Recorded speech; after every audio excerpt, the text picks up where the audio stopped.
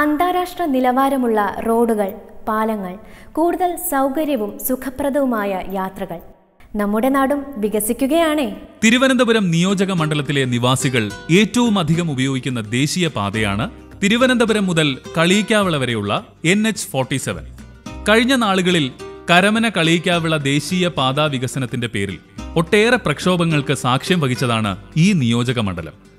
10,000-കണക്കിന് ആളുകളുടെ യാത്രാ ദുരിതത്തിന് അറുതി വരുത്തുകയാണ് ഈ ദേശീയപാതാ വികസനം.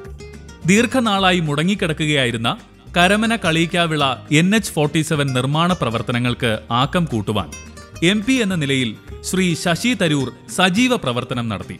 കേന്ദ്ര സർക്കാർ പുതുതായി നടപ്പിലാക്കിയ പുനരധിവാസ പുനഃക്രമീകരണ നഷ്ടപരിഹാര പാക്കേജിൽ right to fair compensation and transparency in land acquisition, rehabilitation and resettlement act 2013 ഉൾപ്പെടുത്തി കൂടുതൽ നഷ്ടപരിഹാര തുക നേടിയെടുക്കുന്നതിനാവശ്യമായ നടപടികൾ സ്വീകരിക്കുകയും ചെയ്തു.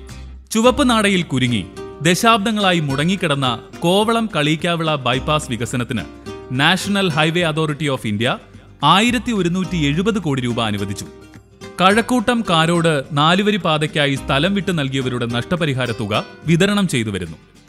ഞാൻ തെരഞ്ഞെടുപ്പിന് 5 വർഷം മുമ്പ് വന്നപ്പോൾ എനിക്ക് ഒരു കാര്യം കേൾക്കാൻ തുടങ്ങിയത്, ആ കാലത്ത് തന്നെ 40 വർഷം മുമ്പ് സർക്കാർ വന്ന് കല്ലിട്ടിട്ടുണ്ടായിരുന്നു ജനങ്ങളുടെ ഭൂമിയിൽ ഒരു റോഡ് കെട്ടാൻ, നാഷണൽ ഹൈവേ ബൈപ്പാസ്. പക്ഷെ 40 വർഷം മുമ്പ് കല്ലിട്ട ശേഷം ഒന്നും നടന്നിട്ടുണ്ടായിരുന്നില്ല. ഓരോരോ തടസ്സങ്ങൾ വന്നു, പല MP-മാർ വന്നു പോയി, പക്ഷേ ഈ റോഡ് കെട്ടിയില്ല. അപ്പോൾ ജനങ്ങൾ കണ്ണുനീര് വന്നിട്ട് എന്നോട് പറഞ്ഞു, ഞങ്ങൾക്ക് ഞങ്ങളുടെ ഭൂമിയെ വിൽക്കാൻ സാധിക്കുന്നില്ല, ഞങ്ങളുടെ വീടിനെ നന്നാക്കാൻ സാധിക്കുന്നില്ല, ദയവ് ചെയ്തിട്ട് ഒന്നുമില്ലെങ്കിൽ ഈ റോഡ് കെട്ടിത്തരൂ, അല്ലെങ്കിൽ ഈ കല്ല് മാറ്റിയിട്ട് റോഡ് വേണ്ടെന്ന് തീരുമാനിക്കുമെന്ന് പറഞ്ഞു വരും.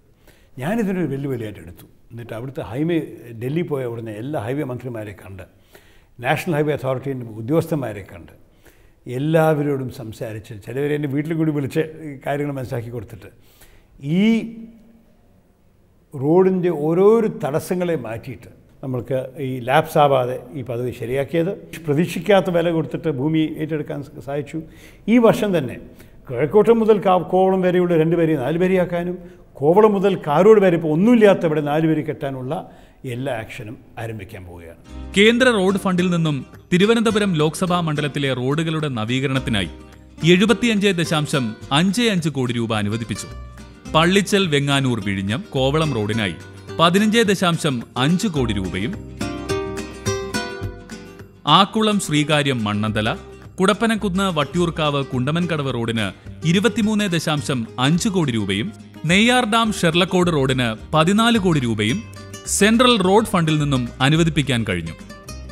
ഇതുകൂടാതെ കേന്ദ്ര റോഡ് ഫണ്ടിൽ നിന്നും 20 കിലോമീറ്റർ ദൈർഘ്യമുള്ള വെള്ളയാണി ജംഗ്ഷൻ മുതൽ പൂങ്കുളം വരെയുള്ള റോഡിന് 11 കോടി രൂപയും, ഉദയൻകുളങ്ങര മുതൽ ഇടിച്ചക്ക പ്ലാമൂട് വരെയുള്ള റോഡിന് 12 കോടി രൂപയും അനുവദിപ്പിക്കാൻ കഴിഞ്ഞു.